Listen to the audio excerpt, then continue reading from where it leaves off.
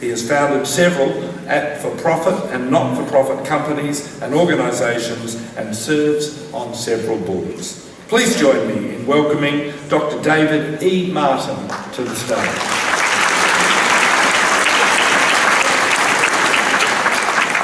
Thank you, and I'd like to also pay my respects to not only the First Nations from here, but the First Nations from every place where we find ourselves standing without consideration. And thank you for that very, very warm welcome. It is deeply touching. I actually come from the land of the Monicans in Virginia, and they too have an eagle that is their spirit guide. So I was looking at the back of your robe and was quite taken by the fact that the Monicans and your eagle look the same on the robe. So it was very touching. Thank you for that, and thank you all for inviting me to this wonderful honor, the board, the faculty, and obviously the students. In 2009, Elinor Ostrom was asked to come over to receive the Nobel Prize in Economics.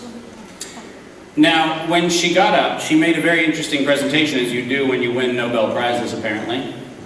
And she had a room not much larger than this where she was giving her presentation. And in her presentation, she commented that in 2009, we had hit an inflection in humanity where the idea of an individuated enclosure world of business and commerce and engineering was actually coming to an end, and it was coming to an end in favor of the notion that there was an emerging second class of humanity that had come into being in the 2000s, and that was what has been roughly described as Generation Ys and X's and Z's and all kinds of other letters that seemingly are meaningless but seem to come out as frequently as each iPhone gets released.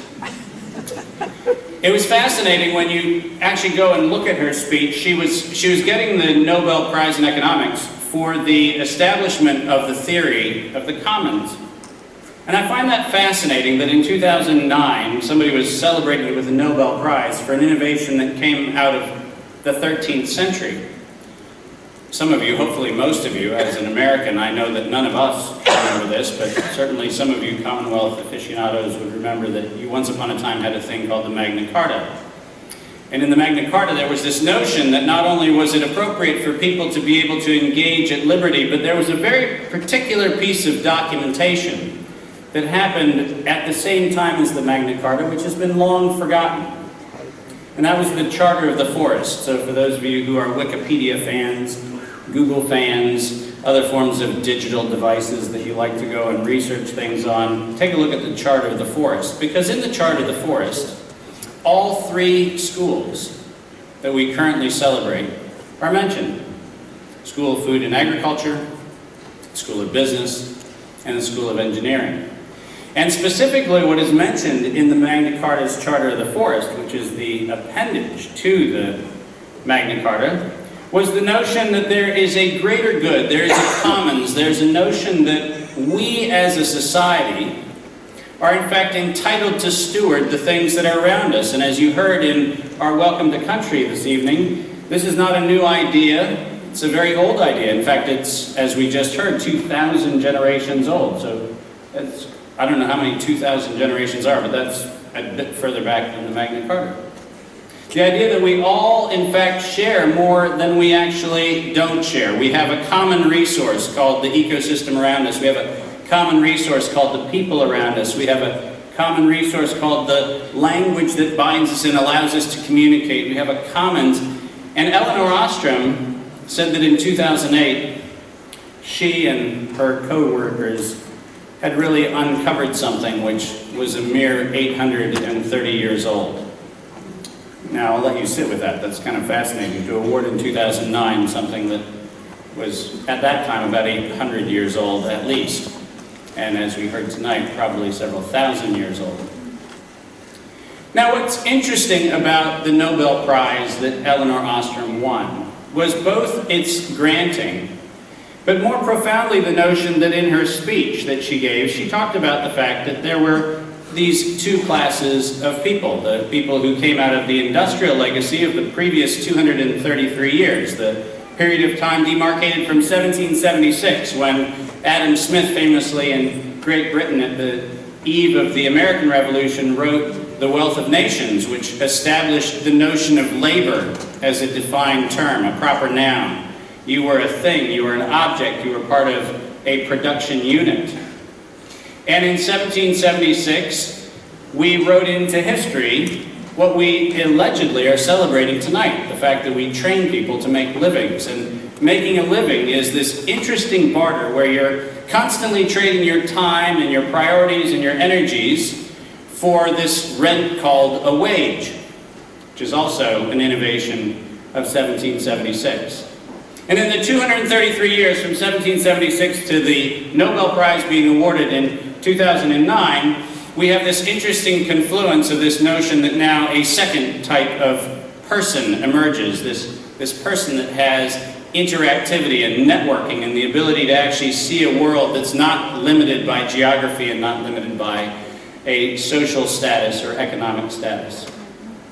Well, fascinatingly, we are now in 2017, 8 years later. And I would like to suggest that tonight, the graduates of Melbourne Polytechnic are in fact now a third type of humanity. A third type of humanity that has only taken 8 years to materialize. And the third type of humanity is a humanity that realizes that within your lifetimes, we are going to be a population on this earth of approximately 10 billion people. 10 billion is a big number. That's a lot of people. And I don't know if you've looked around, but if you think about how much of a mess the 6.5 to 7 billion of us have made, add to that another 3 billion, and you start getting a lot of plastic bags in the ocean. You start getting a lot of iPhones that get chucked and a lot of batteries that actually need to go into landfills. You get a lot of things that don't quite work. So the third generation, the generation that Elinor Ostrom didn't think about, didn't see, and her Nobel Prize didn't contemplate, is a generation that's going to learn new ways of doing business, new ways of engaging systems, new designs, new ways of actually provisioning ourselves in a world where we're moving from a world purely of consumption to the point of extinction or trash and rubbish, to a world in which we have to think about regeneration. The challenge that you have before us, all, not just the graduates, but all of us, is how elegantly do we make that transition. In fact, in the years that you've spent with Melbourne Polytechnic, you have been trained in an old model that says, sell your time and your soul and your life for a wage. And that wage is supposed to grant you access to things and stuff and experiences. But that's an old model, and that model is going away. And what we have this evening is the opportunity to celebrate your embarkation, and all of our embarkations, on a new journey, a third way that says there's a third pattern emerging. One where we are trained not to make a living, but where we're given the tools to learn to live. And what does that living mean? That living means bringing ourselves, bringing each one of our individual sets of skills and talents and perspectives, our languages, our cultures, our values, our ability to communicate, the ways in which we demonstrate our engagement with the world around us, brought into an alignment that allows all of us to participate in a world that doesn't begin with something being dug out of the ground and end with something being placed back into a hole in the ground, but in fact invites all of us to think about how to engage each other and the resources around us in a new way. This is the class. These are the schools. These are the students who are going to lead that way. And one of you one day might get to wear a silly hat like I'm wearing. You might get a really beautiful old robe that has all kinds of interesting things on. And with any luck, you might be, I don't know, somewhere in Scandinavia, in the not too distant future, inventing something that the First Nations here have known all along. That we are merely stewards of the land that we stand on. We are stewards of the relationships we have. And in fact, the third way, the possibility that lies before us, is when we first and foremost engage our intellect around the art of living. Congratulations, graduates, and I look forward to a wonderful time in the future that you all help construct. Thank you very much.